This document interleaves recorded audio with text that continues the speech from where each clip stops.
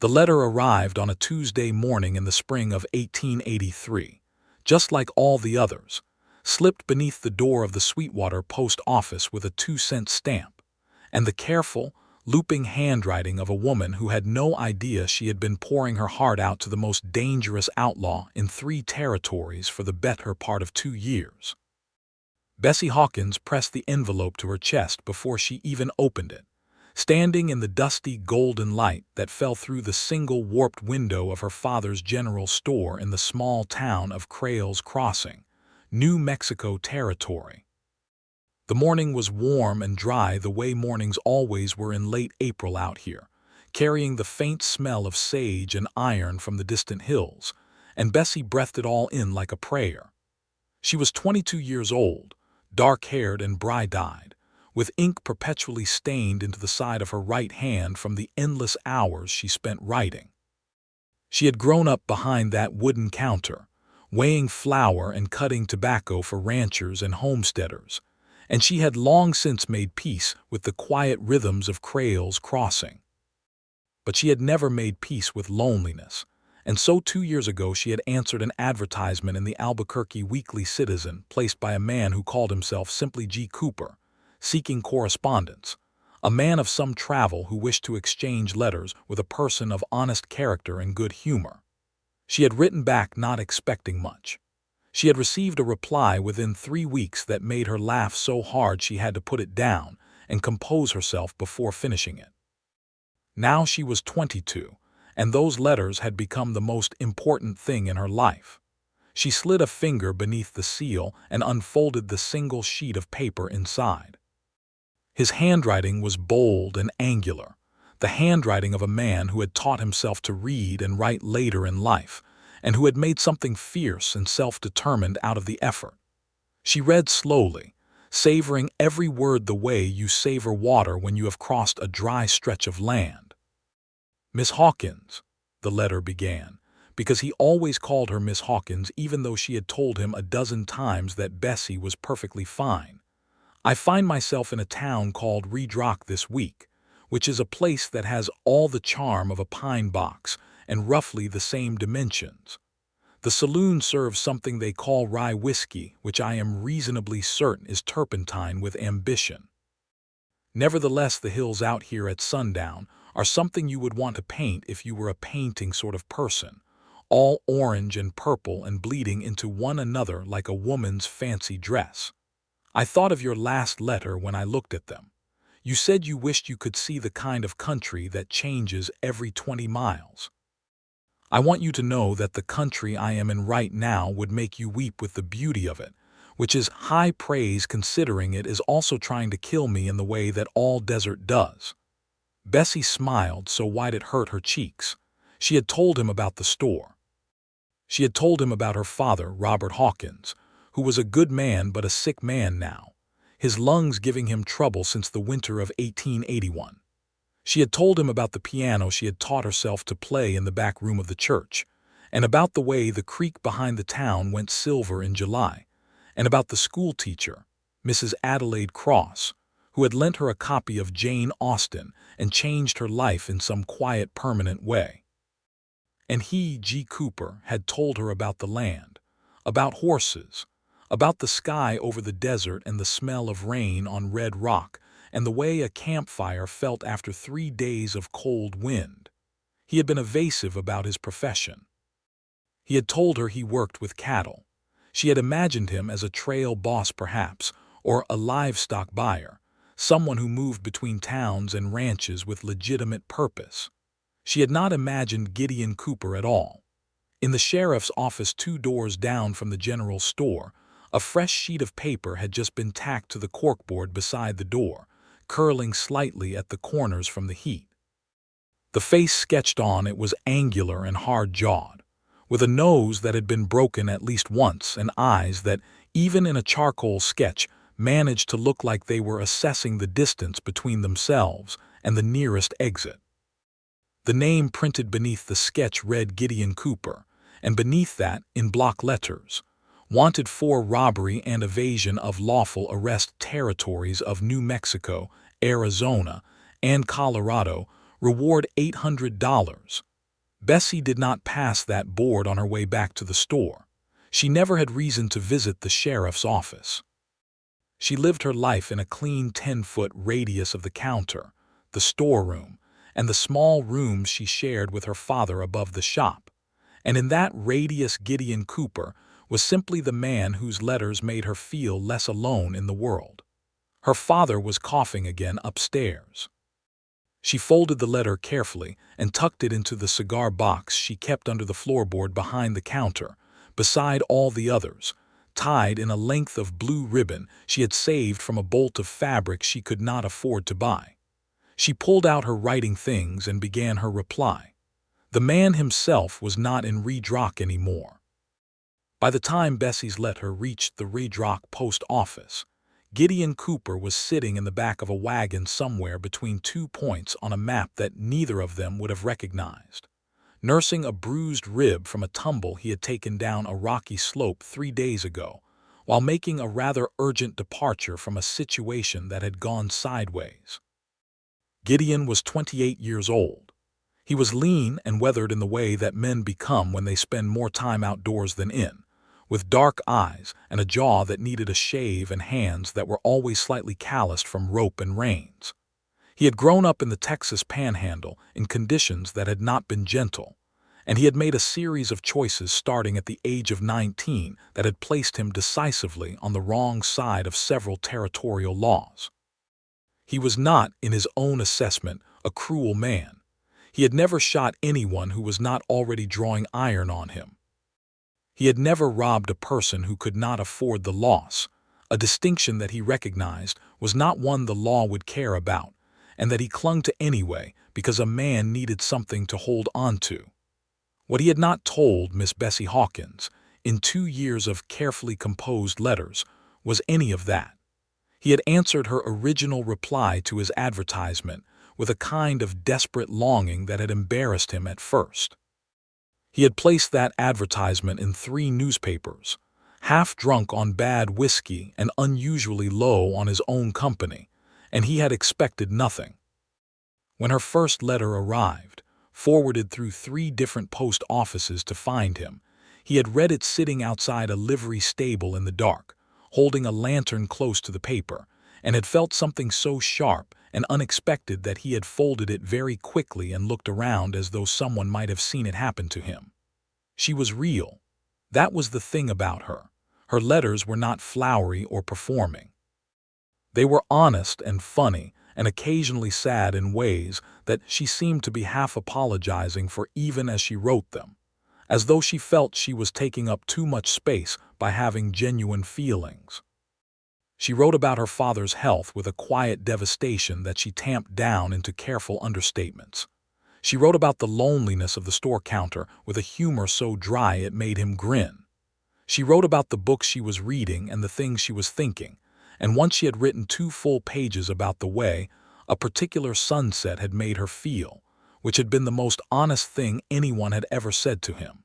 He had written her back every time. He had told her the truth about nearly everything except the one thing that would end it. He was going to have to tell her eventually. He knew that. He had known it for months and had been pushing the knowing down with both hands because the letters were the only clean thing in his life, and he could not stand the thought of losing them. The wagon hit a rut, and he winced as his ribs protested. The driver, an old Navajo man named Hosteen, who had been transporting goods along this stretch of road since before Gideon was born, and who asked no questions as a matter of professional philosophy, glanced back briefly and said nothing. "I need to get to Crail's Crossing," Gideon said. Hosteen was quiet for a moment. "That is north." "I know. You have trouble in that direction." Gideon thought about it. He thought about the poster that was probably already tacked up in every sheriff's office between here and there. He thought about Deputy Marshal Crane, who had been following his trail for 6 months with the methodical patience of a man who had decided that this was personal. He thought about Bessie Hawkins and her ink-stained fingers that he had never seen and her laugh that he had only ever imagined, and the way she had written, in her most recent letter, that she felt as though she had known him for much longer than 2 years. "Some," he said. Hosteen nodded as though that was a satisfactory accounting of the situation and turned his eyes back to the road. They rode in companionable silence through the sage-smelling afternoon, and Gideon looked at the sky and thought about what he was going to say to a woman who had trusted him with everything she was, and to whom he had given everything back except the truth. Crales Crossing, New Mexico Territory, had been founded in 1869 by a man named Edmund Crale, who had put a crossing over the Dry Creek bed there and charged tolls, until someone pointed out there had not been water in that creek since 1865. The town had survived the embarrassment and grown into a settled, modest community of perhaps 300 souls, with a main street of packed dirt, a church, 2 saloons that competed not so much in the quality of their liquor as in the frequency of their brawls, a schoolhouse, and Robert Hawkins's general store, which was the oldest establishment on the street and the most reliably stocked. Bessie ran it almost entirely by herself now. Her father came downstairs on the good days, and on the bad days she carried his meals up and worked the counter alone from 7 in the morning until 6 at night. She had hired a boy named Charlie Finn to sweep and haul, who was 14 and perpetually distracted by the idea of becoming a cowboy, and she had taught herself enough basic accounting to keep the books in order, and she had developed a reputation in town as someone who was capable and steady, and who would give you a fair price without making you feel judged for needing one. She was also, according to her friend Pearl Acaffer, who ran the millinery next door, wasting her considerable good looks and better personality on a general store counter. "I am not wasting anything," Bessie told Pearl on a warm Thursday afternoon in early May, the same day she mailed her latest reply to G. Cooper. Pearl was a tall, sharp-featured woman of 34 who had come to Crales Crossing from Georgia with her husband Amos, who was the blacksmith, and who considered herself the foremost authority on romantic matters in the territory. "You have a letter-writing sweetheart you have never met," Pearl said, arranging a particularly aggressive hat involving peacock feathers. "That is either the most romantic thing I have ever heard or the most foolish. It can be both. Does he know what you look like?" I described myself, and Bessie straightened a row of tin cans. "He said he has dark hair and dark eyes and has been told he looks like trouble." Pearl turned to face her fully. "Bessie Hawkins, you are writing love letters to a man who told you himself that he looks like trouble." He said it humorously. Pearl had a very particular sound she made when she thought someone was being optimistic to the point of delusion, and she made it now. Bessie did not say that the letters had become something she looked forward to the way she used to look forward to Christmas as a child, with a physical anticipation that she felt in her chest 3 days before the mail rider came through. She did not say that she had read certain passages from certain letters so many times that she had memorized them without meaning to. She did not say that she had recently become aware, in a way that was frightening and wonderful and absolutely inconvenient, that what she felt when she thought about G. Cooper was something she had no business feeling for a man she had never laid eyes on. She said, "He is a good man. I know it from the way he writes." Pearl put down the peacock hat and looked at her with something that was softer than her usual expression. "I hope you are right, sweetheart." The poster arrived in Crales Crossing on a Friday morning, delivered along with the weekly mail from the county seat. Sheriff Orland Mast, a practical man of 53 who had been keeping the peace in this town for 11 years, tacked it up beside the door of his office and went about his business. He had 4 wanted notices up at any given time. People in this county occasionally rode through with pasts attached to them. It was the nature of the territory. He did not carry the poster around and show it to people. He was not that kind of lawman. He noted the face, stored it in the reliable filing cabinet of his memory, and went back to dealing with the fact that the Anderson brothers had let their cattle into somebody's wheat field again. Bessie, for her part, was in the back of the store trying to coax the temperamental wood stove into lighting when the mail rider, A young man named Dennis Abel, who was chronically cheerful, dropped off the bag and took a few minutes to tell her about the news from the county seat. "Big reward out on some outlaw," Dennis said, accepting the cup of water she handed him. $800, they say.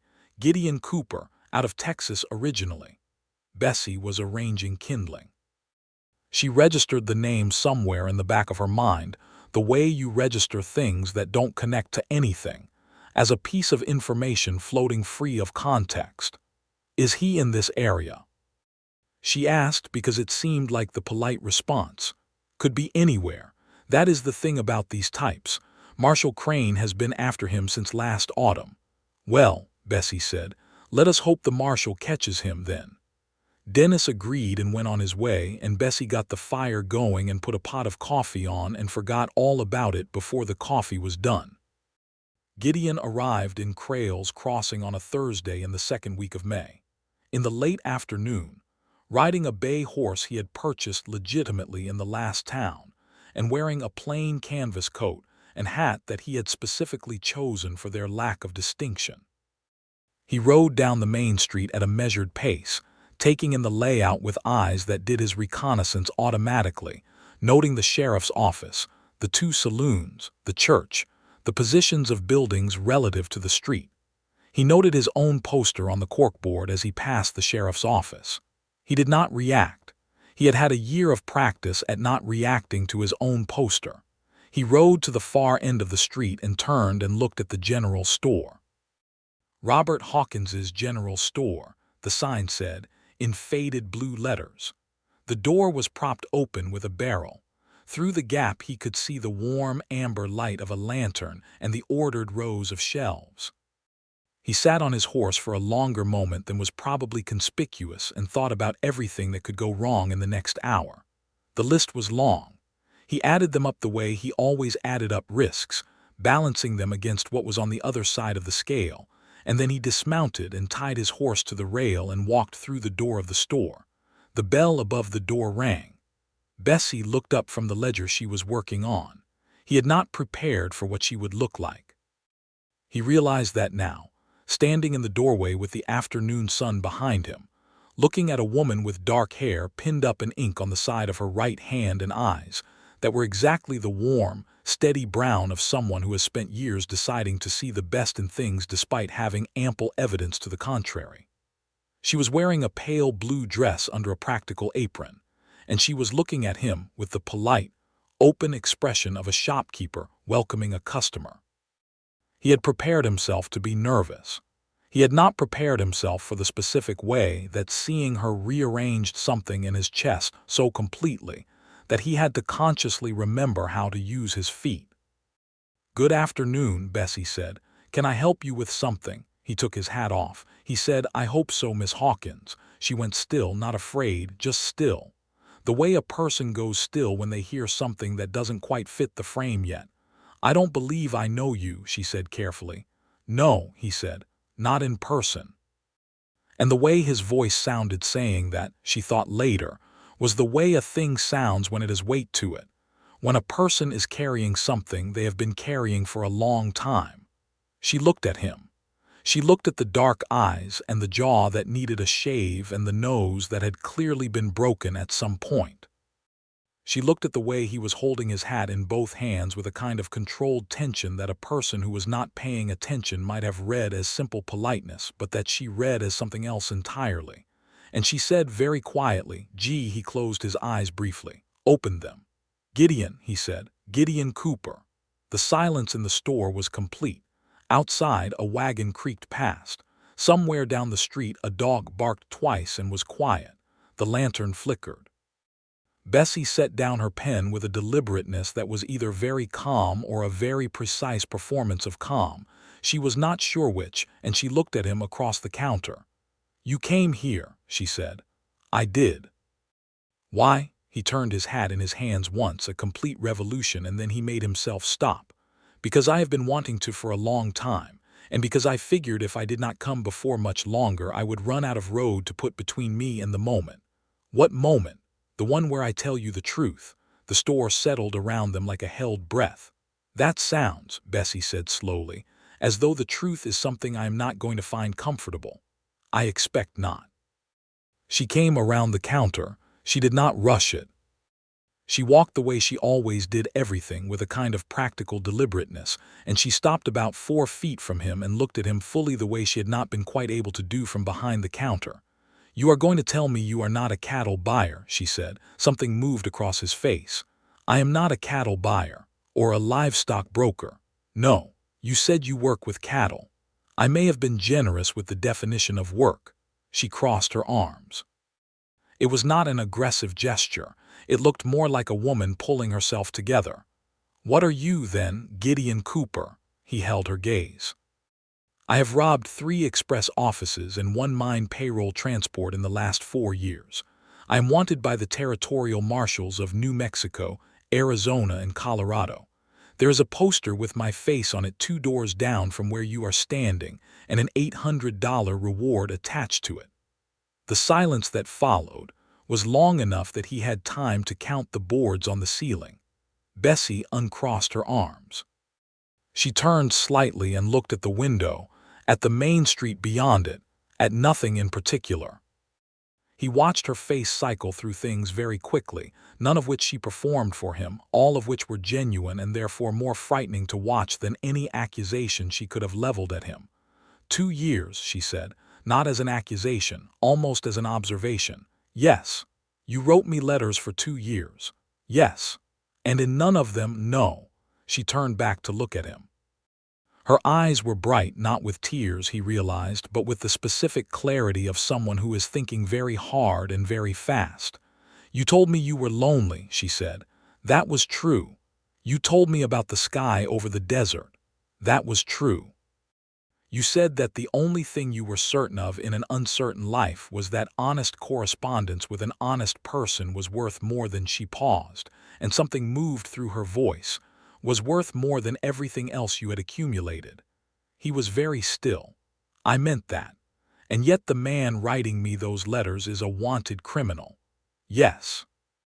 "And you came here," she said, and now her voice had something in it that he could not quite categorize.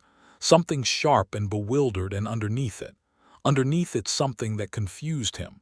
"You came here, to the town where I live, with a poster of your face on the sheriff's wall to tell me this." "I came here," he said, "because there is a difference between telling you the truth in a letter and looking you in the eye when I say it, and you deserve the second kind." The bell above the door rang and they both turned.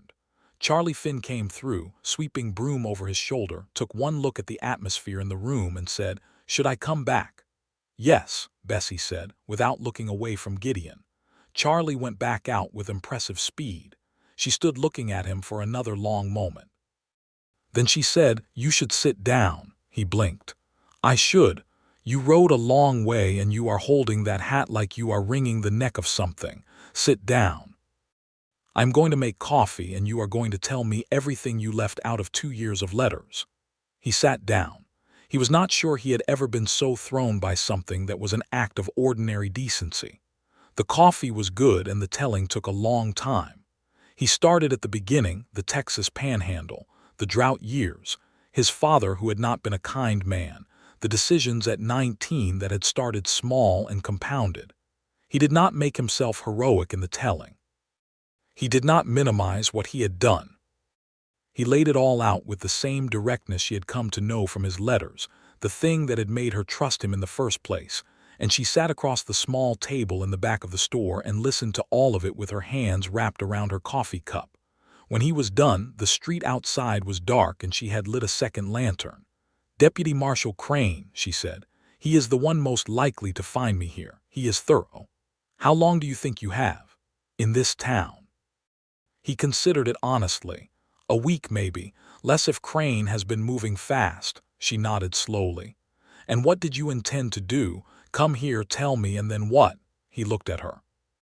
He said, "I'm not sure I thought past the telling." For the first time since the conversation began, something almost like a smile crossed her face. It was complicated and it disappeared quickly. "That is the most honest thing you have said. I have been trying to be honest." "You have," she allowed, belatedly. "Yes."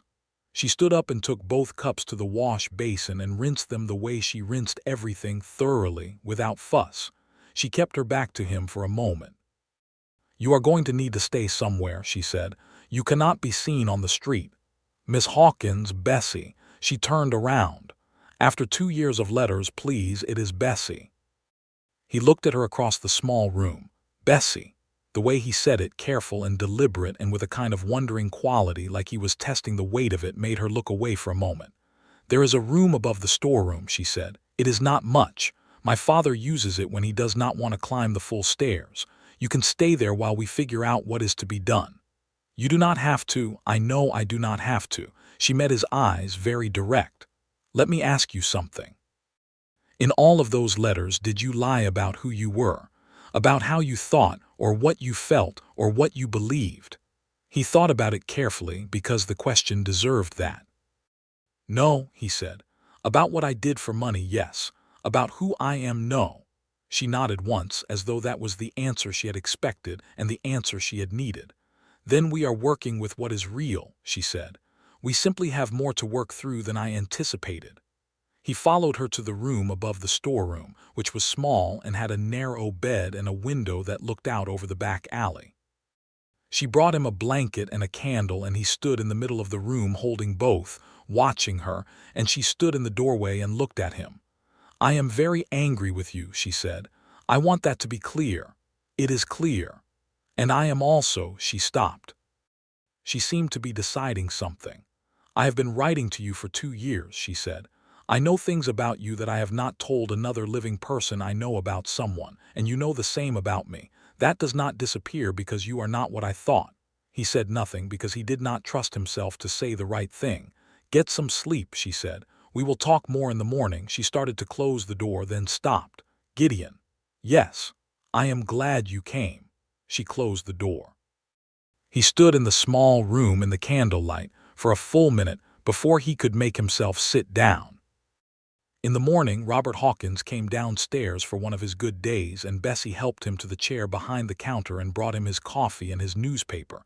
And then she went back to the storeroom and knocked softly on the door to the small room and said, "My father is downstairs. He does not know you are here yet." "Should I stay up here?" Gideon's voice came through the door, somewhat roughed by sleep. "Not necessarily, but I need to tell him before you appear." "Of course." She went back to the counter. Her father looked up from his paper with eyes that were still sharp despite everything his body was doing to betray him. Robert Hawkins was 61 years old, with white hair and a good face and the kind of steadiness that comes from a man who has never taken the easy path and does not resent it. "You seem like you are about to tell me something," he said.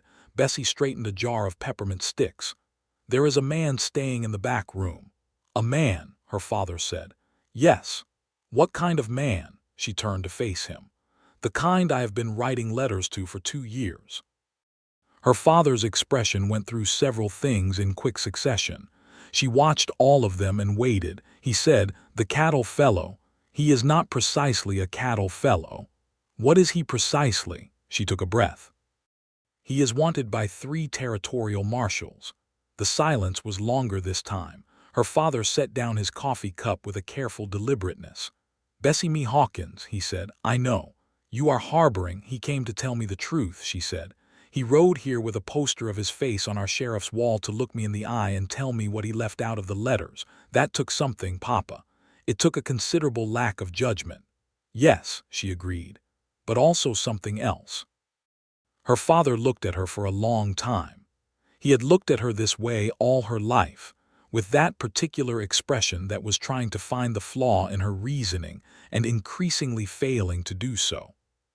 "How long has he been writing you?" he said at last. 2 years. "And in all that time, what kind of man did those letters show you?" She was quiet for a moment, honest. "A good one," she said. "A lonely one, a man who thinks carefully and means what he says, except about his profession. Except about that." Her father was quiet. He picked up his coffee again. He looked at the door that led back to the storeroom. "Bring him out," he said. "I would like to see him." Gideon came through the door into the store looking somewhat like a man walking towards something he understood might require absorbing. He was freshly shaved, Bessie noticed. He had found water somewhere and used it. He stood in front of Robert Hawkins's chair with his hat in his hands and looked the older man in the eye with a directness that did not flinch. "Mr. Hawkins," he said. "Mr. Cooper," her father said, making no gesture of welcome and not rising because rising would have cost him more than it would communicate. "My daughter tells me you have come a long way to tell her the truth." "Yes, sir." "Late but present." "Yes, sir." Robert Hawkins studied him for a long moment. "You have been writing my daughter letters for 2 years," he said, "during which time you described yourself as a man of honest work." "I was not honest about the nature of the work, no." "She says you were honest about everything else." "I tried to be." "Were you?" Gideon met the old man's eyes. "Everything that is in those letters that concerns who I am, how I think, what I believe, what I value, that is true. I would not have written it otherwise. She deserved truth somewhere in it. And yet, Robert Hawkins made a small sound that was not quite agreement and not quite dismissal. "My lungs are bad," he said, apparently changing the subject in a way that was not really a change of subject at all. "I do not have an indefinite number of years ahead of me, Mr. Cooper. This store is my daughter's livelihood and her future. She has kept this family and this business running for the past 2 years nearly alone. She has done it without complaint and without asking for anything from anyone." He paused. "She is the best person I know." Gideon said very quietly, "I know." "Do you?" "Everything she showed me in those letters, yes, sir, I know." Another long look. Then Robert Hawkins said, "The sheriff is a reasonable man. Orland Mast and I have played chess on Thursday evenings for 11 years. He does not go looking for trouble that is not in his jurisdiction." "Papa," Bessie began. "However," her father said, with a firmness that silenced her gently, "a Deputy Marshal Crane is not a sheriff and does not operate on local considerations." "No," Gideon agreed, "which means your time here is limited." "I am aware of that." "And what is your plan in that limited time?" Gideon looked at Bessie. She was watching him from beside the candy jars with an expression that was impossible to read entirely, but that had in it something she was clearly trying not to let him see too clearly. He looked back at her father. "I want to find a way through this," he said, "legally if there is one. I am not without funds, money I came by honestly, selling horses and doing legitimate work between the years of trouble. I can retain a lawyer. I can turn myself in if there is something to negotiate. I do not know if there is, but I would like to try."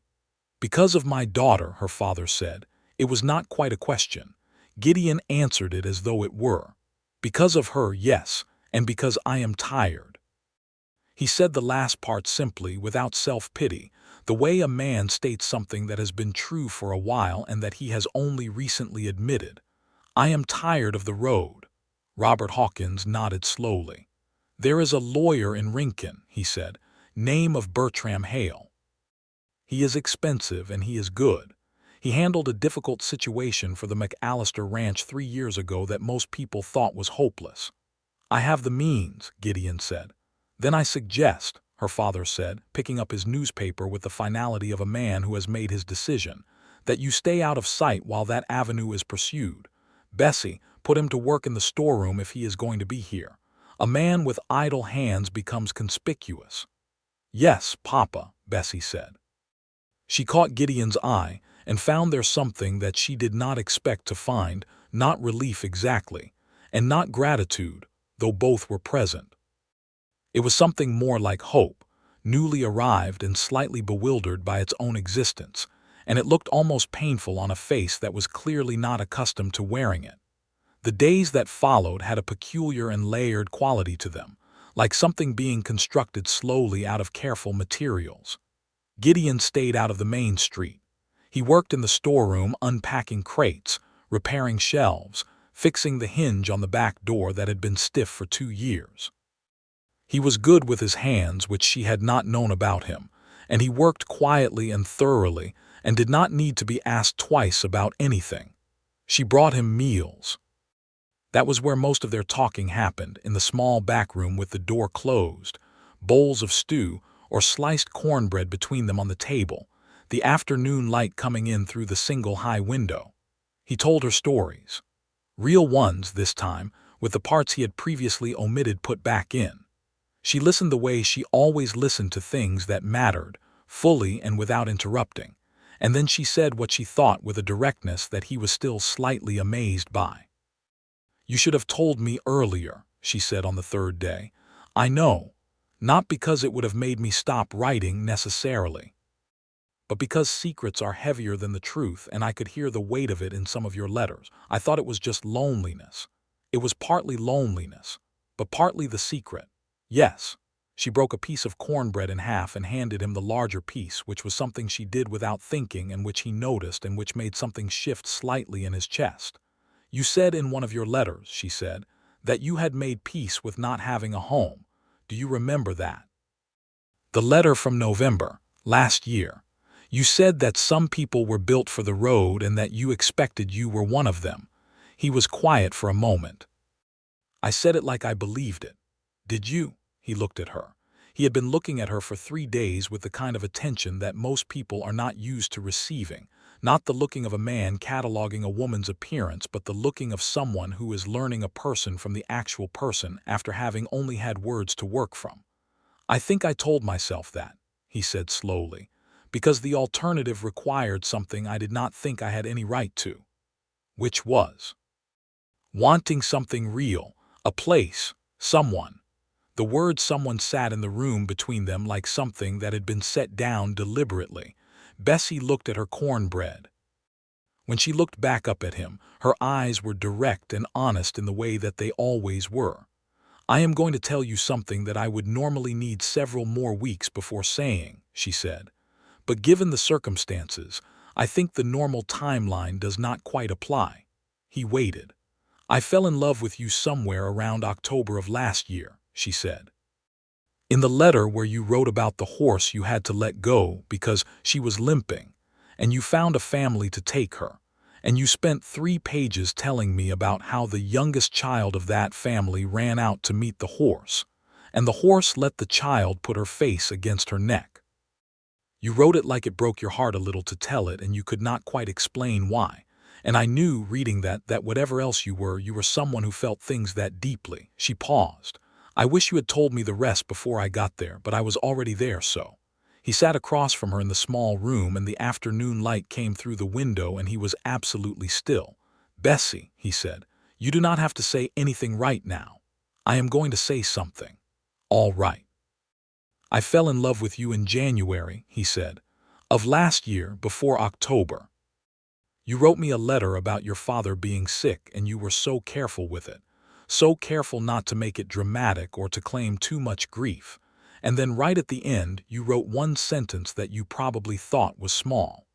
You said, 'I am trying very hard to believe that everything will be all right, and I am mostly succeeding, which I suppose is enough.' And I sat with that letter in the dark for an hour because I could not explain to myself why it made me feel like I had found something that I had not known was lost." She looked at him for a long moment. "January," she said, "January. You wrote me 3 letters in February." "I did." "I thought that was just because it was a slow month for cattle." The corner of her mouth moved, just slightly, "for not cattle work." He made a sound that was almost a laugh. It changed his whole face when he did it, opened something up, and she thought that this was a face she wanted to keep making things happen in. "We have a very complicated situation," she said. "We do. But it is not an impossible one. I am going to do everything I can to make it possible." She nodded. Then, with the same practical decisiveness with which she did everything, she reached across the small table and put her hand on his. Just briefly, just for a moment. His hand turned under hers and held it for that moment, and then she withdrew and stood up and said, "I need to get back to the counter," in a voice that was mostly steady. "Bessie." She stopped at the door. "Thank you," he said, "for not sending me back out into the street." "You would have gone," she said, "if I had told you to. I think that is worth noting." "I would have," he agreed. "I know." She opened the door. "Write down everything you remember about what you did and when. Dates, places, specifics." "I am going to write to Bertram Hale in Rincon tonight." She wrote to Bertram Hale that night. She wrote a careful and thorough letter, laying out the facts as Gideon had given them to her, making the case for representation as clearly and compellingly as she knew how to do, which was in fact considerably more clearly and compellingly than most people managed, because 2 years of serious correspondence had given her an ability to organize an argument on paper that was genuinely formidable.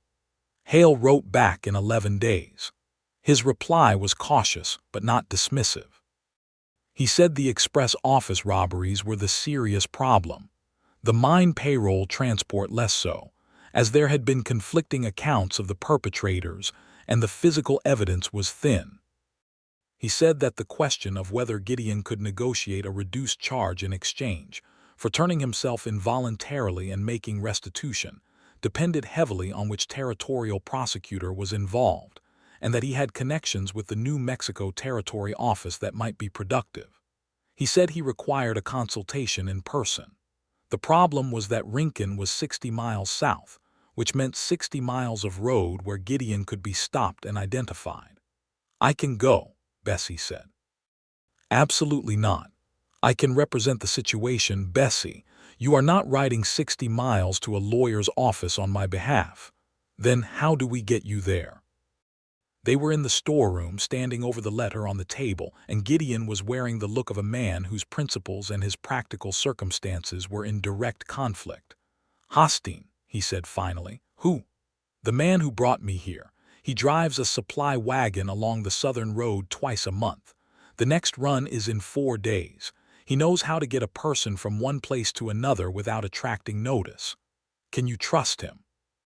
"He has never asked me a question that was not practical," Gideon said. "In my experience, that kind of man keeps his word because his word is the only currency he trades in." She considered this.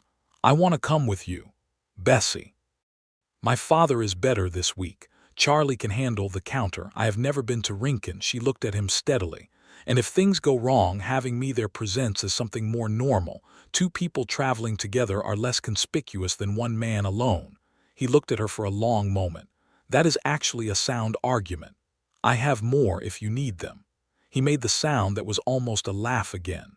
"No," he said. "I believe you." Hostine arrived before dawn on the 4th day, exactly when he had said he would, with a wagon loaded with dry goods going south, and he looked at Bessie once with an expression that was entirely neutral and then looked at Gideon and said, "You brought complications." "She is not a complication," Gideon said. "Everything additional is a complication," Hostine said without inflection, and then he said, "Get in the back under the canvas," and they did. The ride to Rincon took the better part of 2 days, with a night stop at a dry camp where Hostine made a fire small enough to be respectful of the darkness around it, and boiled water for coffee, and said almost nothing. Gideon and Bessie sat on opposite sides of the fire in the desert night, which was full of stars and the sound of distant coyotes, and Bessie looked up at the sky with an expression he recognized from her letters. "This is what you meant," she said. "Which part?" "The sky. You said it in so many letters and I tried to picture it from the store, but this," she was quiet for a moment, "this is something else. You have not been outside the town much." "I have been running a store since I was 16. She said it without self-pity, simply as a fact. "This is the farthest I have been in years." He looked at her across the fire. In the firelight she was all warmth and shadow and the earnest, wide attention with which she received everything new. "I am sorry," he said. "For what?" "That you have had to stay still while the world moved." She met his eyes. "You moved enough for both of us," she said. "Your letters were my travel." They sat with that for a while, in the comfortable way that 2 people sit with things when they already know each other very well from the inside, even if they are still learning each other from the outside. Hostine, from his side of the camp, appeared to be asleep, but he said, without opening his eyes, "Your letters are how you found each other." They both looked at him. "I have driven many people," he said, still with his eyes closed. "I have driven men who talk too much and men who talk too little. The 2 of you talk the right amount. That is because you have been practicing." He pulled his blanket up and was quiet after that, and Bessie and Gideon looked at each other in the firelight, and she pressed her lips together to keep from smiling too openly at an observation that was, she thought, exactly correct. Bertram Hale's office in Rincon was on a 2nd floor above a druggist's shop, reached by an outside staircase, and Bertram Hale himself was a compact, precise man of 50 with wire spectacles, and the kind of filing system that occupied 3 full walls of his office in tall oak cabinets. He received them without apparent surprise at Bessie's presence, shook both their hands with equal firmness, and gestured them to chairs. He questioned Gideon for 2 full hours. He was thorough and he was not kind about it, asking the same questions from different angles in a way that was clearly designed to find inconsistencies, and finding few, which Hale received with a nod that indicated something between professional satisfaction and cautious optimism. "The express office robberies," Hale said, spreading 3 sheets of notes across his desk.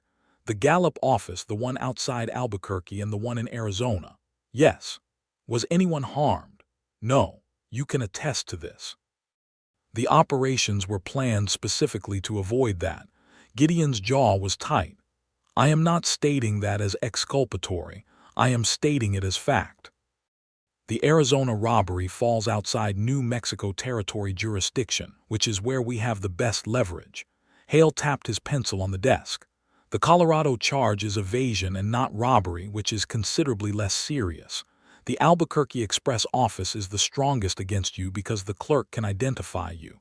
The Gallup one is weaker. There was a second man involved whose presence muddies the identification."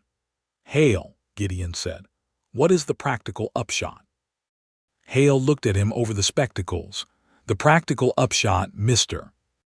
Cooper, is that if you are willing to make full restitution for the Albuquerque office, which amounts to the sum that was taken plus interest, and if you turn yourself in voluntarily to the New Mexico territorial prosecutor's office, and if I am able to negotiate with Prosecutor Alderton, who owes me a professional courtesy that I have been reserving for something meaningful, there is a reasonable possibility of a charge that carries a sentence rather than a noose." "How much time?" Gideon said. 18 months to 2 years, most likely, in the Santa Fe facility, which is not comfortable but which is not lethal." The room was very quiet.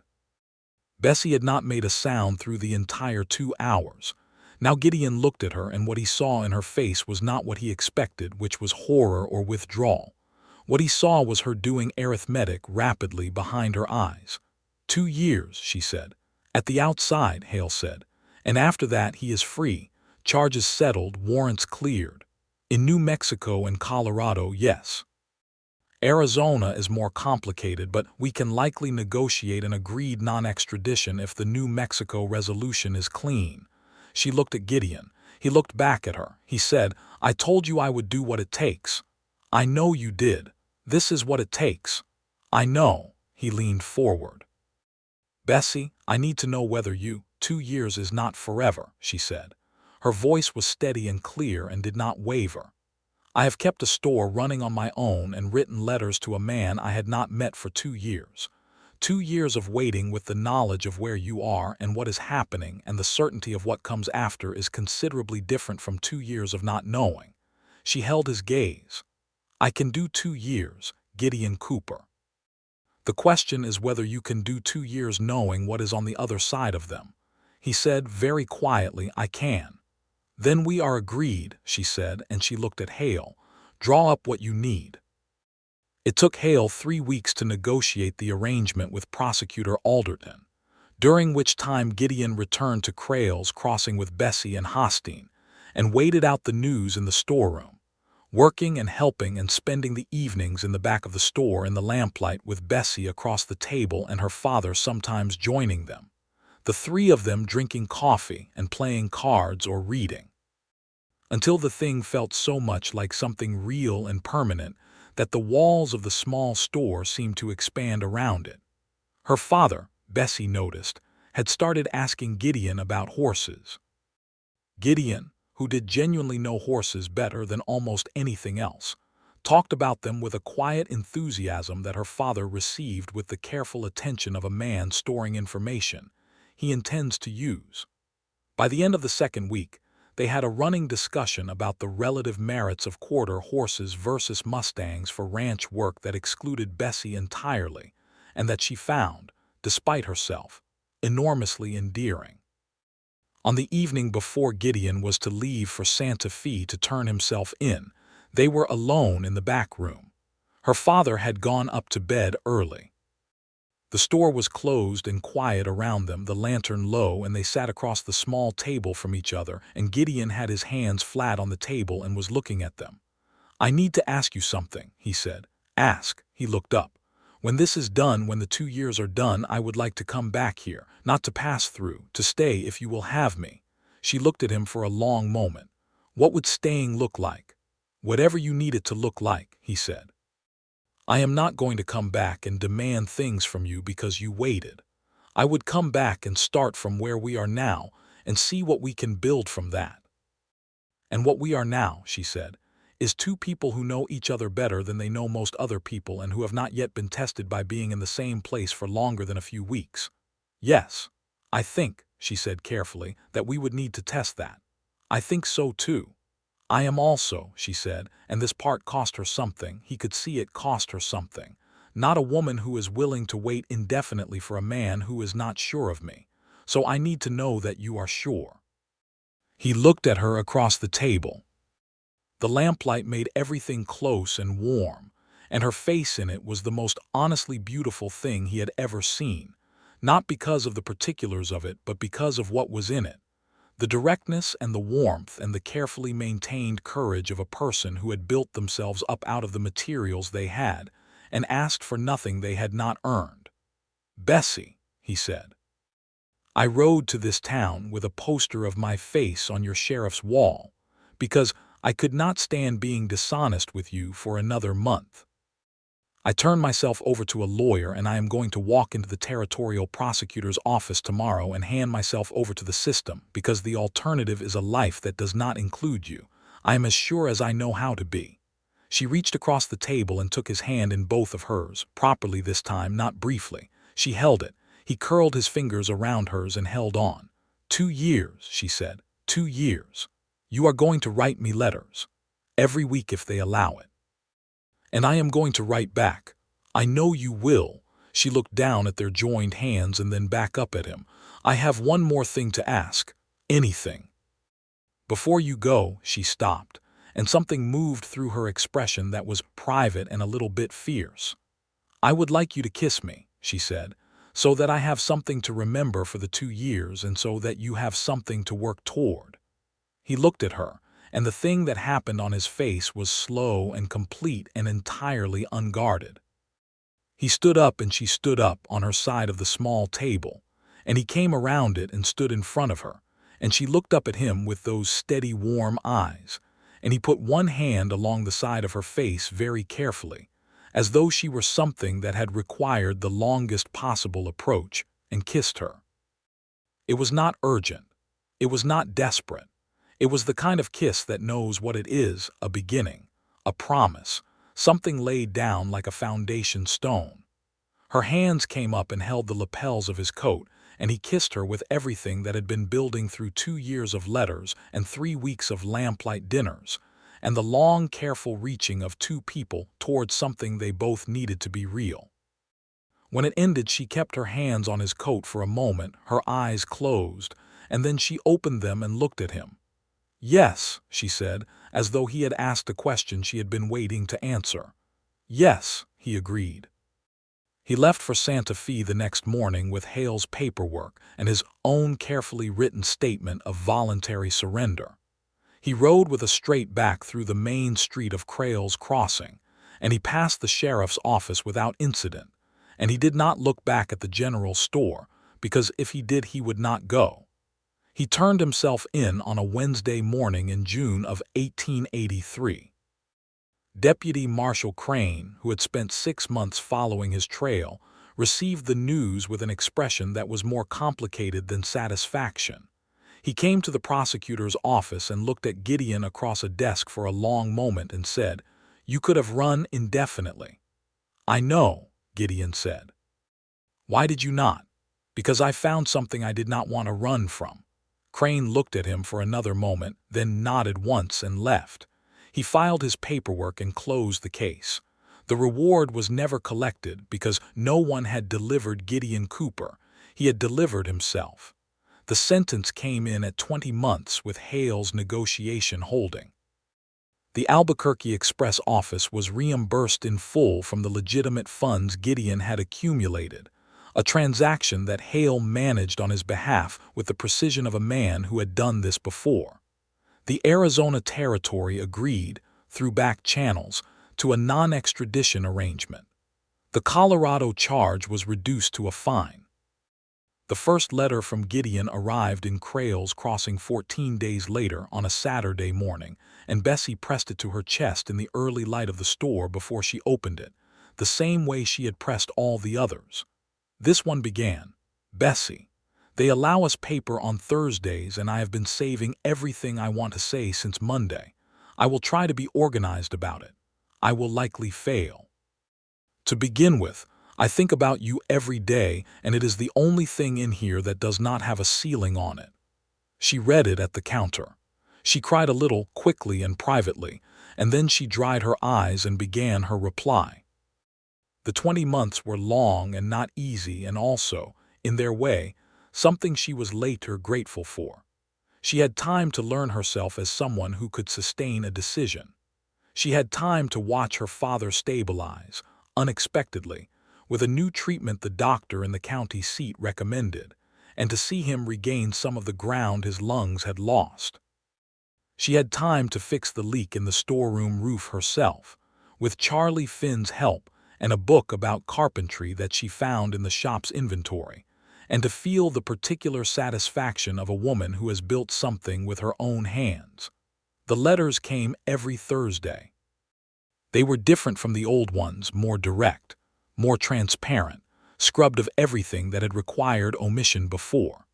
He wrote about the other men in his facility, and the ones who were there for things far worse than his own offenses, and the ones who were there for things that had been honest misfortune dressed up as crime by a legal system that was not always fair. And he wrote about it with a moral clarity that she found deeply admirable because it was not self-serving.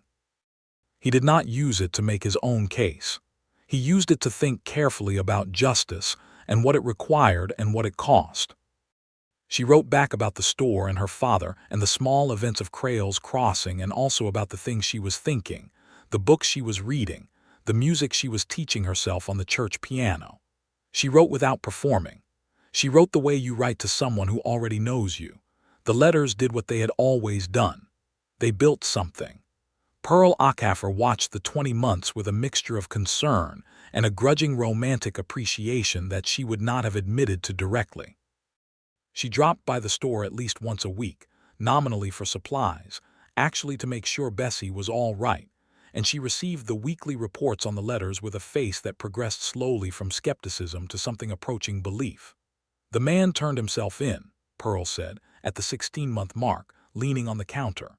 "He had an $800 reward on his head, and he rode into town and told you the truth and then walked into a prosecutor's office." "Yes," Bessie said.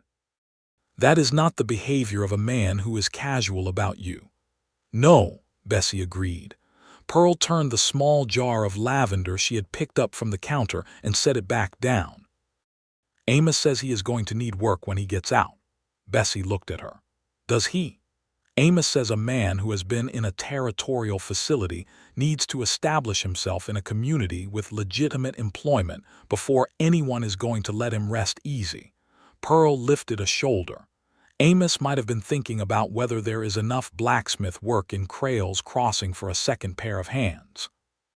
Bessie understood that this was Pearl and Amos Ackhafer making a gesture that cost them nothing but goodwill, and that was worth considerably more than that. "Tell Amos," she said, "that I think that is a very good idea and that Gideon is excellent with horses." "Amos likes horses," Pearl said, as though this were incidental. "I know," Bessie said. On the last Thursday of January 1885, Gideon walked out of the Santa Fe Territorial Facility into a morning that was cold and bright and smelled of snow from the distant mountains. He had a canvas bag with his belongings in it, and a letter from Bessie in his coat pocket that he had read 4 times on the last day. He stood outside in the cold air and breathed it for a full minute. He had arranged a horse through Hale's office, a good bay that was waiting at a livery nearby, and he had exactly enough money left after the restitution and the legal fees to begin a life from, which was not a comfortable amount but was an honest one, and that distinction mattered to him in a way it had not always mattered, and that he intended never to lose sight of again. He rode north.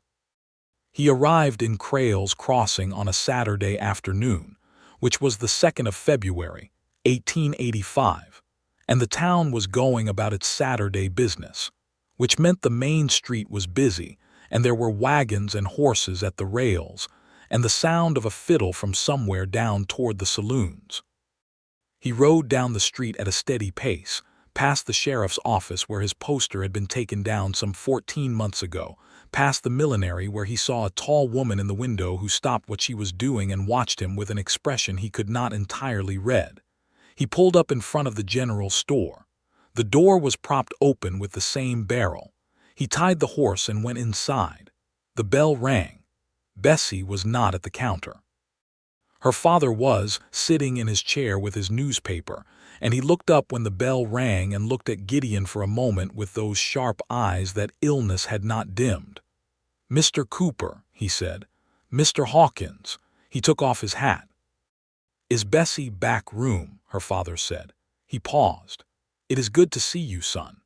The word son landed with a weight that was not burdensome.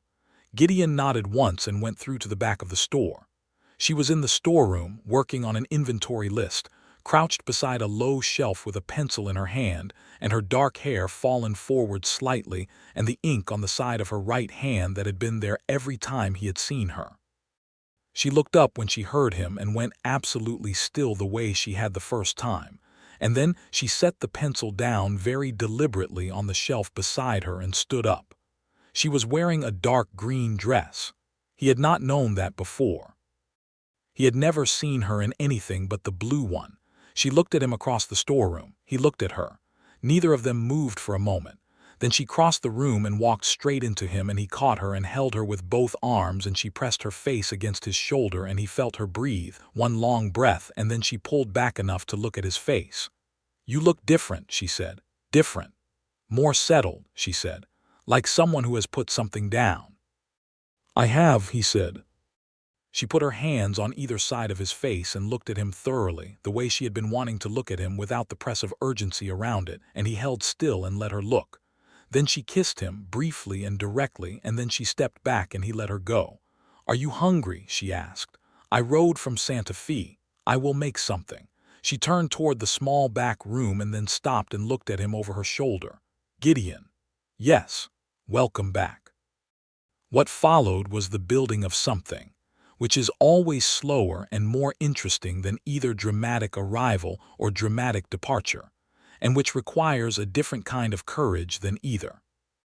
Amos Acaffer took Gideon on at the blacksmith shop with the particular no-nonsense generosity of a man who has decided a thing is right and does not need to make a ceremony of it. The work was honest and physical, and Gideon was good at it, and within 3 months he had developed a reputation along the street as someone reliable, which was the reputation he intended to build and intended to keep. Sheriff Orlin Mast had a conversation with him in the 3rd week that was short and direct. He said, "I know who you were. I am interested in who you are in my town. Give me no reason to revisit the former and we will have no trouble." Gideon gave him no reason. They were not friends exactly, but they became the kind of acquaintances who nod to each other on the street with mutual respect, which in a small town is more important than friendship. He rented a room from a widow named Mrs. Hector, who ran a boarding house on the east side of town, and who did not ask unnecessary questions and made an exceptionally good breakfast. He spent his evenings, several times a week, at the general store.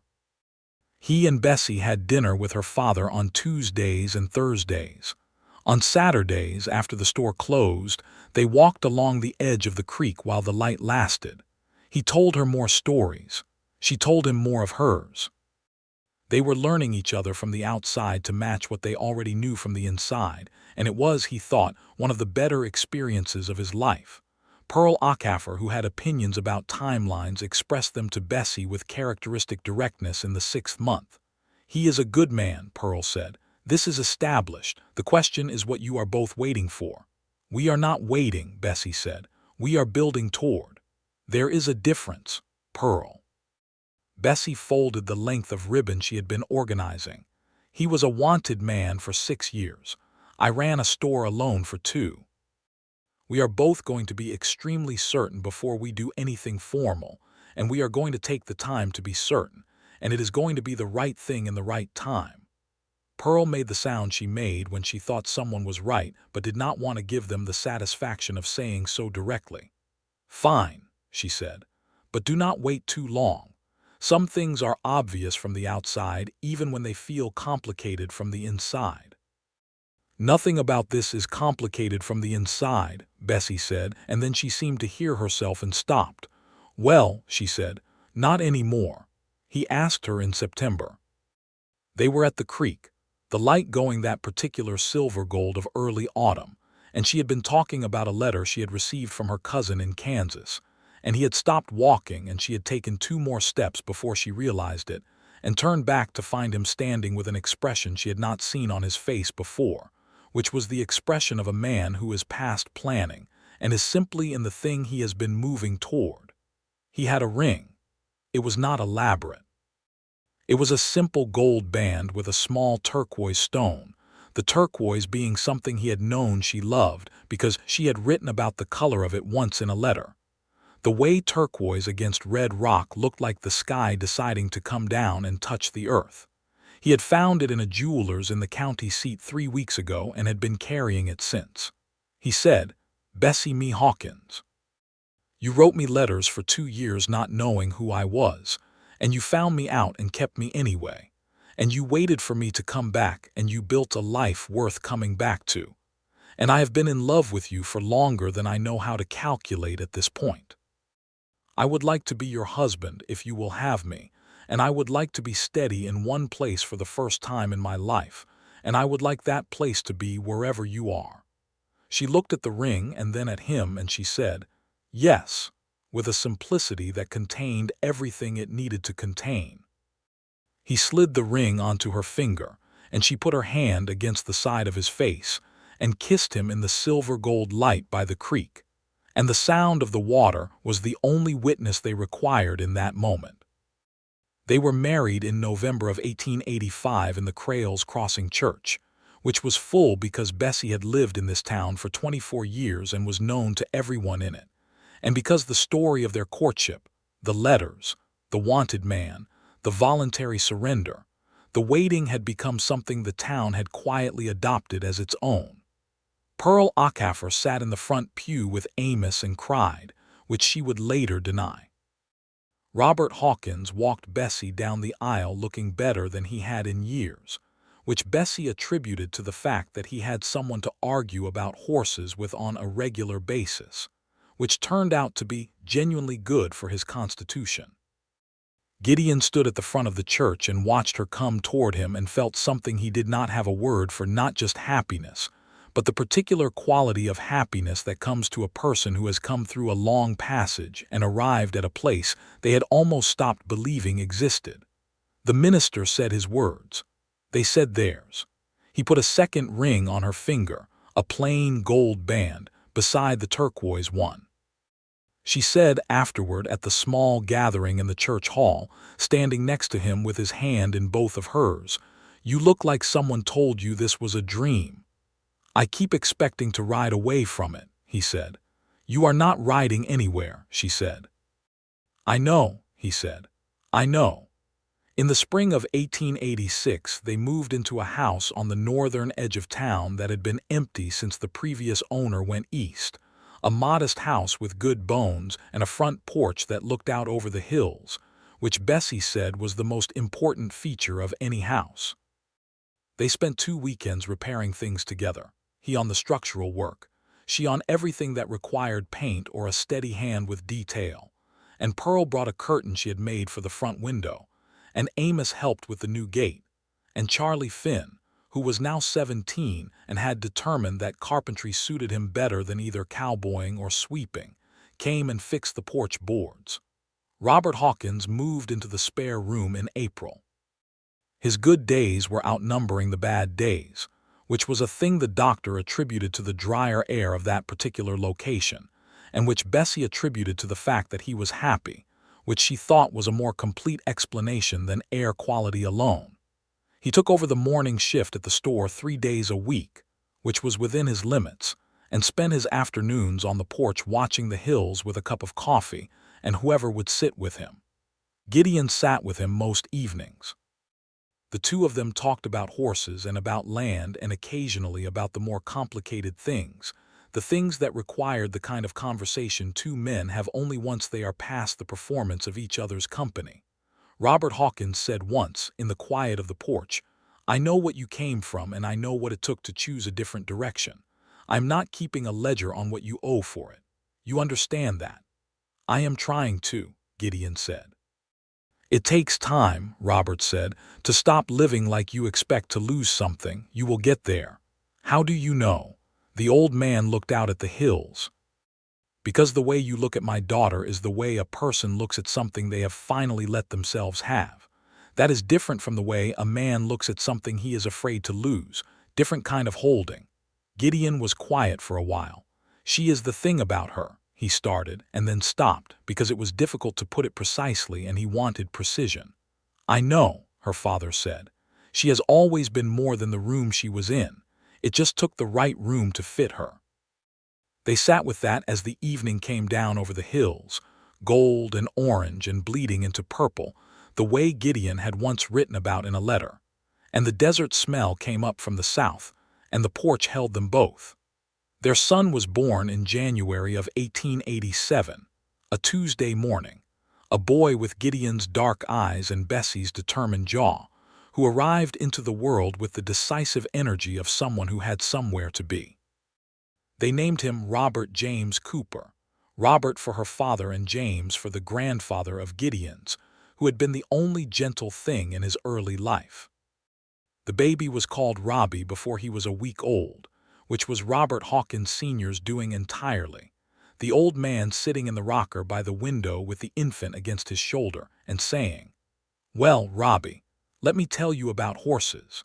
While Bessie slept in the next room and Gideon sat in the doorway watching his father-in-law introduce his son to the first of what he suspected would be a considerable number of opinions about livestock.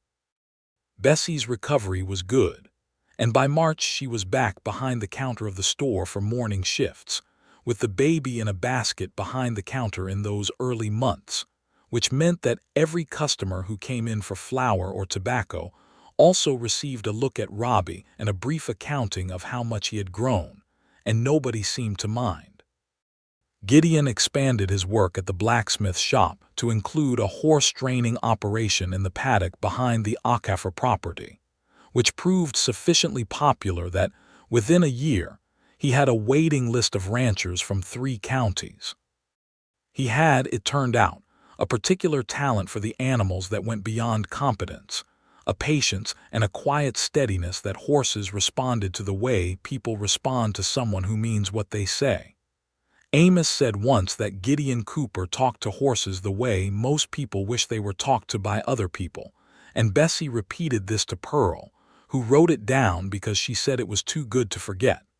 The store did well. Robert's health, stubborn in its refusal to follow the expected trajectory, stabilized into something that resembled ordinary old age rather than its previous alarming pace of decline. Pearl Acafer expanded the millinery to include a dressmaking service and hired 2 women from the community to help her, one of whom was the daughter of a homesteading family who had recently come west, and the general Crails crossing economy went on in its modest, steady way as the territory around it continued to change and grow. The years of the 1880s were years of change in New Mexico territory, and they felt it even in a small town, the railroads pushing through, new people arriving, old arrangements shifting, the complicated and often unjust pressures on the Navajo and Apache and other peoples whose land this had been before any of the towns existed. Hostine passed through Crails crossing twice a year and stopped at the general store, and Bessie made sure to stock the supplies he most needed and set them aside. And she asked him each time about the conditions on the roads and the situations he had been hearing about. And he told her plainly, because she asked plainly. She wrote about what he told her in letters to the county newspaper, carefully sourced and thoughtfully argued, and 2 of those letters were reprinted by the Albuquerque paper. She did not know if it changed anything. She thought it might, in the way that small true things accumulate into larger true things over time. Gideon read those letters and felt, as he often did when watching her, the same amazement he had felt in that first week at the store, that she was exactly who her letters had told him she was, and that she had been telling him the truth all along even as he withheld his, and that the most valuable thing he had ever done was ride into this town and tell her the truth before she had to find it elsewhere.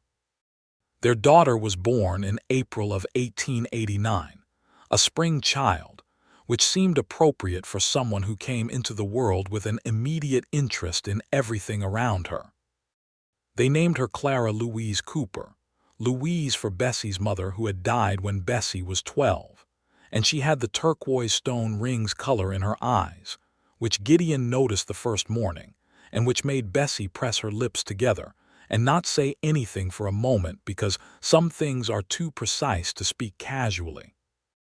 Robbie, who was 2.5 and had strong opinions about the allocation of attention, received his sister with a mix of wariness and a protectiveness that surprised all of them in its immediacy.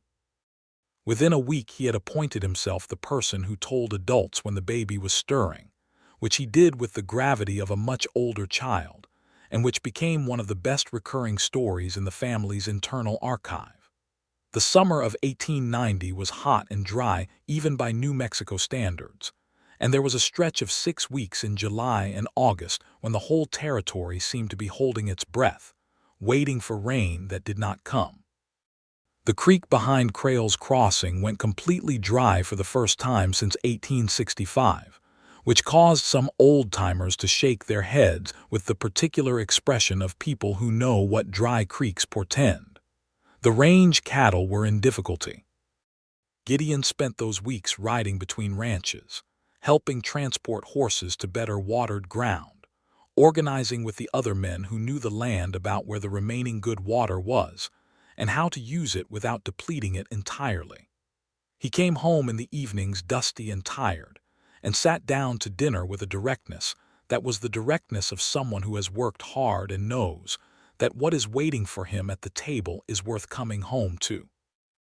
Bessie, who had heard stories about drought years and knew what they could do to a community, opened the store's back storeroom to families who needed somewhere to bring supplies and keep them cool. It was a practical gesture, and she made it without ceremony, simply unlocking the storeroom and telling people it was available. The town noticed. The town, in the way of small places that survive hard years on the strength of their social fabric, noticed and remembered. The rain came in early September, a real rain, 3 days of it, the kind that makes the desert smell like its own secret. The creek came back. The children of Crail's Crossing went and played in it, and Bessie took Robbie, who was 3.5 and entirely fearless about water, and stood at the edge with Clara on her hip and watched her son wade in up to his knees with an expression of concentrated wonder. Gideon came to find them there in the late afternoon, still smelling of horses and rain-wet road, and he stood beside Bessie and she leaned into his shoulder and they watched their son discover the feeling of water over his feet, and the hills beyond the creek were washed clean and the sky was the impossible blue of after-rain, and the moment was complete in itself, the way moments are when nothing is missing from them. "Remember what you wrote me," she said, "about the creek behind the town." He smiled. He could feel her smiling too, against his shoulder, without looking. "I wrote that I expected it was the kind of thing that went silver in July." And I wrote back that it went silver in July but green in May and the bank smelled like wild onions in the spring. And I wrote back that I wanted to see that. She lifted her head and looked at him. "You have seen it 4 times now." "I know," he said, "and better than the letter," he said. "A great deal better than the letter," she laughed. It was the laugh he had imagined from the first letter and that she made frequently now, unguarded and real, and it was exactly right. Robert Hawkins died peacefully in December of 1891, in his room in the house on the north edge of town, in the early morning while the town was still quiet and the air was cold and clear. He had lived 3 years beyond what any of his doctors had projected as a reasonable expectation, which Bessie attributed to what he had told her. He attributed it to that he had stayed long enough to see his daughter happy, and that was the one thing he had most needed to accomplish.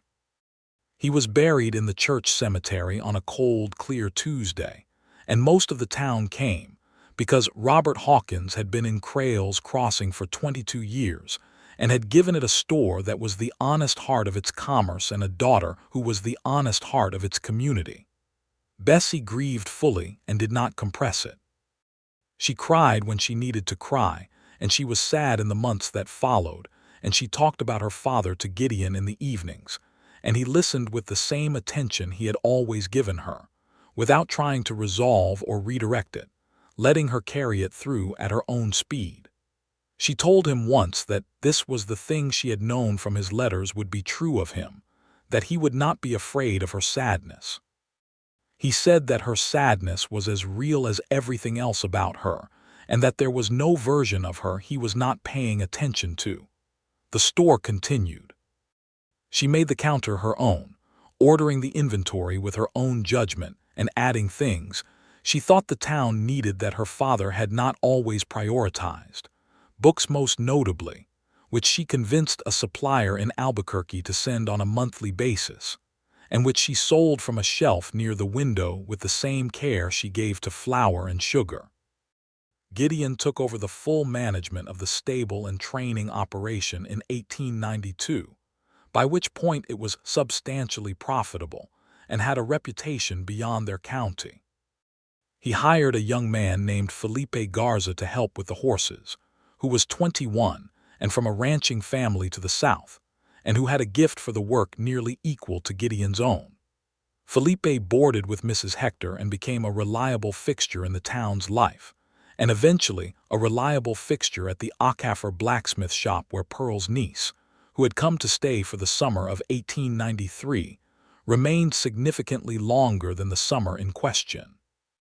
Life had that quality in Crayle's Crossing. It accumulated people, attached them, gave them reasons to stay.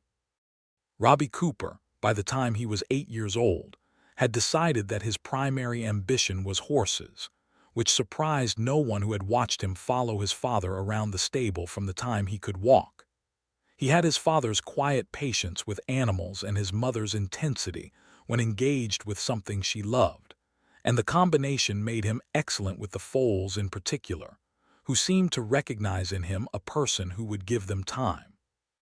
Clara Cooper, 2 years younger, was interested in everything with equal and overwhelming enthusiasm, which kept her parents in a state of fond exhaustion.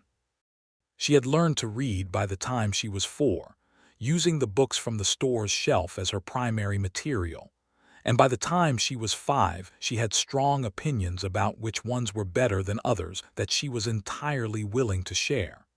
She reminded Gideon, in her relentless intellectual engagement with the world, of no one so much as her mother. Bessie noticed him looking at Clara once, with that expression she had come to know as his most private one, the one that still, even now, had a quality of wondering at the edge of it, as though some part of him had not entirely accustomed itself to this being real. "What is it?" she asked. He said, "She is going to run the world, that child." "She is going to run something," Bessie agreed. "She reminds me of your letters," he said, "the first ones, before I knew what any of them would become, the way they went after things."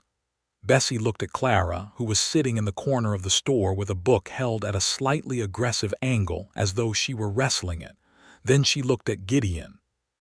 "Do you know," she said, "that I read your letters so many times I memorized the ones I did not intend to memorize." "Which ones?" She thought about it. "The one from October of 1882. You wrote about a particular valley you had ridden through, and you described the light in it for 2 full pages, and you wrote at the end, "I do not know why I am telling you this, except that it seems important that someone know about this light. I read that paragraph so many times I can still say it." He was quiet. He was looking at her the way he looked at her when something she said landed in a place that needed time. "I wrote that," he said, "because the valley was one of the most beautiful things I had ever seen, and I was alone in it, and beauty without anyone to tell it to is a kind of loneliness all its own." He paused. "You were the person I thought of telling it to." She crossed to him, there in the store with Clara reading in the corner and the afternoon light through the window, and the smell of wood and cotton and dust that was the smell of this place she had built her life in. And she put her arms around him the way she had been doing for 7 years now, and he held her the way he had been holding her for 7 years, with a settled certainty that had only grown more complete with time. "I am glad you told me," she said. "Then and now and every time in between." "I am going to keep telling you," he said. "Good," she said. "I am going to keep listening." The century turned while they were not looking.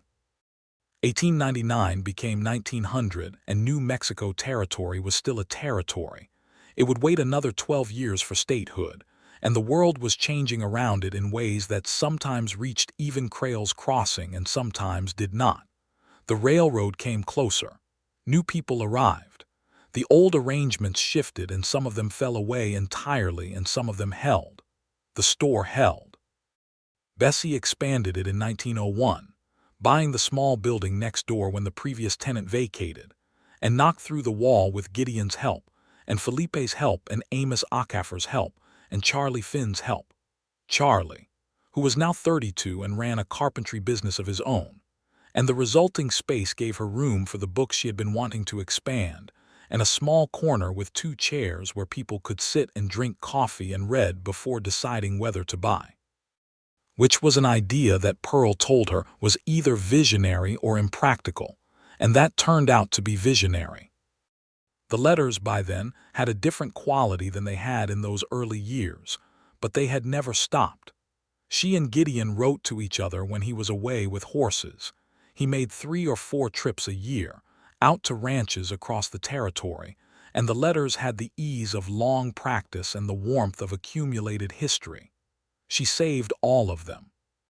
The cigar box had given way to a cedar chest, and the cedar chest was full, and sometimes on winter evenings she would take one out at random and read it aloud, and he would listen, and they would talk about what was in it, who they had been, how far they had come. He had not been on the wrong side of any law since the day he walked into the prosecutor's office. This was not something he mentioned often, but it was something he lived from, a kind of bedrock below everything else. The Territorial Service had finally cleared the Arizona arrangement formally in 1894, and after that there was no territory in the country that had his name on a wanted board, and the absence of that particular weight was something he felt every day in the same way that a person who has recovered from a long illness feels the absence of it, as a constant, grateful awareness of what it is to be simply free. Robbie went to work alongside his father at 14, with the legal and professional legitimacy that required, learning the horse training operation from the inside with the thoroughness of someone who intends to carry it forward. By the time he was 18, he was running 2 days a week himself, and the ranchers who hired him reported that he had his father's hand with a nervous horse and his mother's ability to be direct without being abrasive, which was a combination that proved effective with clients as much as with animals. Clara went east for a year when she was 17, to a women's school in St. Louis that a teacher in Rincon had recommended, and came back with the same Clara inside her, relentless, warm, opinionated, but with 2 years additional reading behind her, and a determination to do something with the law, specifically with the parts of the law that had historically been applied with something less than full fairness, an intention that she stated with the calm matter-of-factness of someone describing a plan she has already fully committed to. Gideon listened to this at dinner, and then looked at Bessie, who was looking at Clara with an expression that was so openly proud it was nearly transparent. "Your mother," Gideon said to Clara, "wrote a letter to the county newspaper in 1888 about the conditions being imposed on the Navajo people that got reprinted by the Albuquerque paper." Clara turned to Bessie. "You did?" "Several letters," Bessie said. "She never told me." "She did not tell anyone," Gideon said. "She just wrote them and sent them." Clara looked at her mother with the slightly new expression of someone who is discovering a dimension of a person they thought they already knew completely. "Were they effective?" "Somewhat," Bessie said. "Some things changed. Slowly. Not enough." She shrugged. "I kept writing." Clara reached across the table and put her hand over her mother's briefly, with a directness that was entirely Clara, and that was also, Gideon thought, entirely Bessie in the next generation. "Good," Clara said.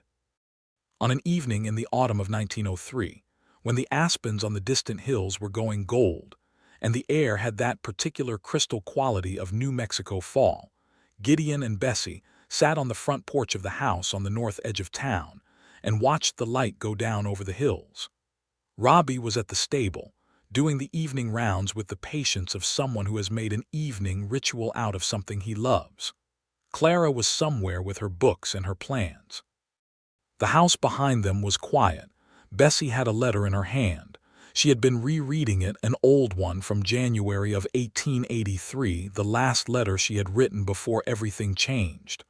"What does it say?" he asked. She looked at him. "I told you about the creek," she said, "and about my father's health, and about a book I had been reading." She looked back at the letter. "And at the end I wrote, I had forgotten this, I wrote that I had begun to feel that our correspondence was the truest conversation of my life, and that I hoped this did not alarm you." He was quiet for a moment. "I wrote back," he said slowly, "that it did not alarm me, that it was the truest conversation of my life also, and that I had been intending to tell you something that would complicate things and that I kept putting it off because I did not know how to say it without losing the conversation." "I remember reading that," she said. "I thought you were going to tell me you had a wife somewhere." He made the sound that was a laugh. "No. I thought whatever it is, it cannot be worse than a wife. A wanted poster is arguably worse than a wife." "Arguably," she agreed. They sat for a moment.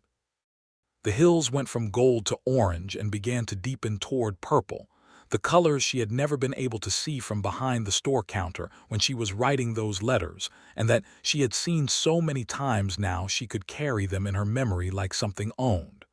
"I want to tell you something," he said. "Tell me." He looked at her, on the porch in the autumn light, with the letter in her hand and her dark hair which had a few threads of gray in it now that she wore entirely without self-consciousness, and her ink-stained right hand which had never quite resolved itself of its occupational marking. He looked at her with the full attention he had always given her and said, "The best decision I have ever made, in a life that had a considerable quantity of bad decisions in it, was riding into this town with a wanted poster on the sheriff's wall and telling you the truth." She looked at him. Her eyes were the same warm brown they had always been, steady and direct and carrying in them the same quality she had always had, the quality of someone who has decided that the world is worth paying full attention to. "You know what the best decision I ever made was," she said. "Tell me." "Writing back to an advertisement placed by a man who called himself G. Cooper, seeking correspondence." She folded the letter carefully. "I thought about it for 3 days before I sent it. I wrote 6 drafts. I kept thinking, this is foolish. You do not write letters to strangers. I am glad you thought it was foolish and did it anyway. It is my primary life strategy," she said, "thinking something is foolish and doing it anyway. It has worked out rather well." "Reasonably well," she said, and the smile she gave him was the one she gave only to him, private and warm and containing everything that two people accumulate when they have built a life together deliberately, stone by stone, out of honest materials. He reached over and took her hand. She curled her fingers through his. The hills went purple and the first stars appeared. The same enormous stars that had been above both of them all those years when they were only words on paper to each other. The same sky he had written about and she had tried to picture, and that they had now shared through 20 seasons of looking up at it together from this porch. The night settled over Crail's Crossing gently, the way nights settle over places where most things have resolved into peace, and the sound of it was quiet and complete.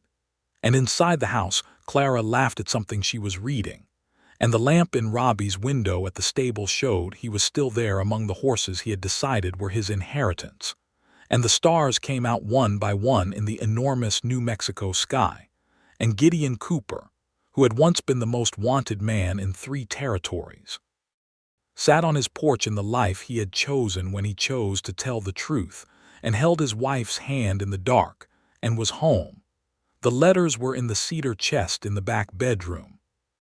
All of them, from the first cautious one she had sent to a post office box in Albuquerque in March of 1881, to the last one he had sent her from the Santa Fe facility in the autumn of 1884, to the dozens and dozens that had followed in the years of his travels with horses, tied in blue ribbon that she had replaced twice now as the original wore through.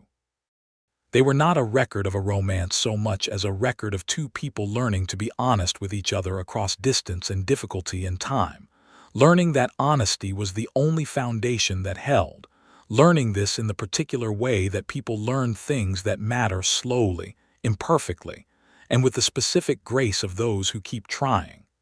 The night went on. The stars wheeled in the old slow revolution. And on the porch in the dark, 2 hands held each other with the settled ease of something that has been true for a long time, and that knows it is true, and does not require anything further to prove it.